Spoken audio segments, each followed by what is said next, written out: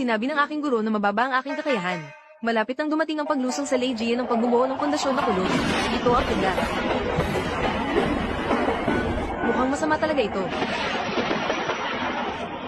Hindi naman ako mahak na death, diba? Ay. HMM.